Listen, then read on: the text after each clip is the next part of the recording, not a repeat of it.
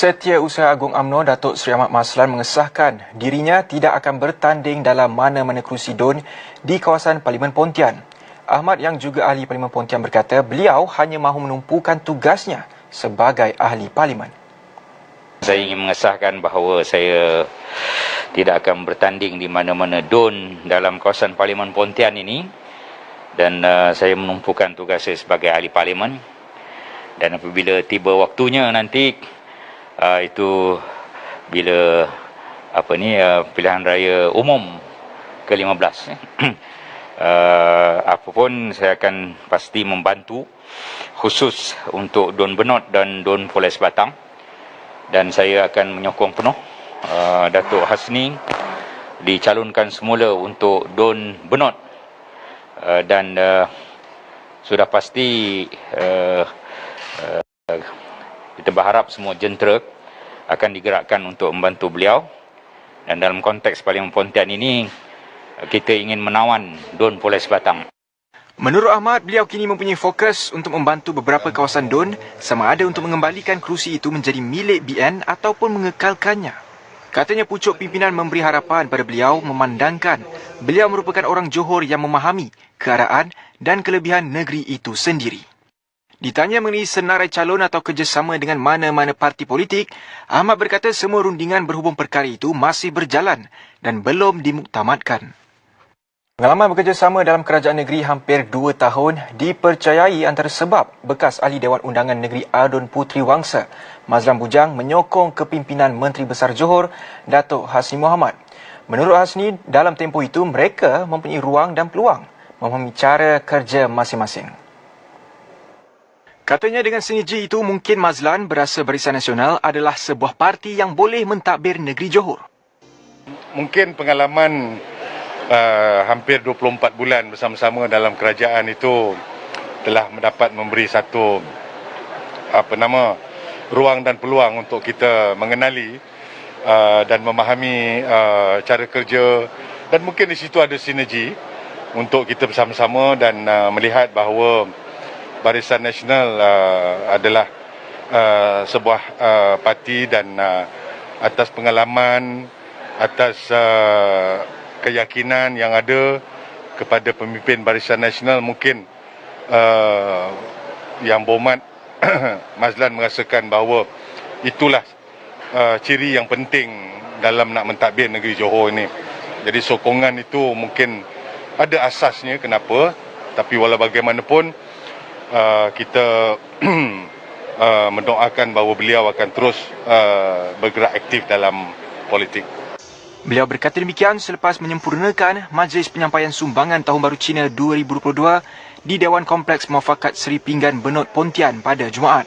Turut hadir Setiausaha Agung UMNO Datuk Seri Ahmad Maslan dan Ketua MCA bahagian Pontian Datuk T. Siu Kiong.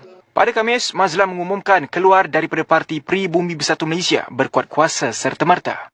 Turut mengikuti jejak langkahnya 23 orang ketua cawangan dan ahli jawatan kuasa bersatu bahagian Tebrau.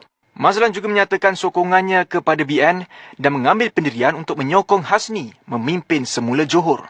Sementara itu, ketika ditanya mengenai dirinya sebagai calon bertanding pada pilihan raya negeri Johor yang akan datang, Hasni yang juga pengerusi BN Johor berkata, jika diberi peluang dan kepercayaan sekali lagi, beliau mahu mempertahankan kerusi DUN Benot yang disandangnya. Barisan Nasional Johor tidak akan meletakkan sebarang kuota atau peratusan kerusi untuk calon muda bagi pilihan raya negeri akan datang. Sebaliknya, semua aspek akan dinilai bagi menentukan calon yang akan bertanding untuk setiap kerusi Dewan Undangan Negeri di Johor, kata pengerusi BN Johor, Datuk Hasni Mohamad. Saya tidak boleh menetapkan begitu kerana apa yang berlaku di Melaka, apa yang berlaku di Sarawak, semuanya ada kekuatan masing-masing. Di Sarawak ada kaedah dan caranya, di Johor pun ada kaedah dan caranya. Jadi untuk ini bukanlah kita menetapkan kota ataupun menetapkan peratus dalam kita mengenengahkan semua calon-calon, semua aspek dipertimbangkan. Menteri Besar Selangor Datuk Seri Amiruddin Syari enggan mengesahkan spekulasi adiknya yang disebut-sebut bakal bertanding kerusi Dewan Undangan Negeri Benot pada pilihan raya negeri Johor. Pengerusi Pakatan Harapan Negeri dan Majlis Pimpinan PKR Selangor itu berkata, beliau tidak melobi dan tidak juga membantah sekiranya adik lelakinya itu dicalonkan untuk bertanding, malah menyerahkan kepada parti untuk segala keputusan. Saya tak boleh sahkan sebab itu keputusan pihak Parti Keadilan Negeri Johor dan juga pihak parti. Setakat ni adik saya pun tak ada communicate, dia banyak buat aktiviti sajalah di bawah yang mendapat sokongan. Kalau kita tengok keadaan, saya tak lobby. Saya tak lobby ataupun saya tak bantah. Itu pulang kepada kepimpinan parti untuk decide.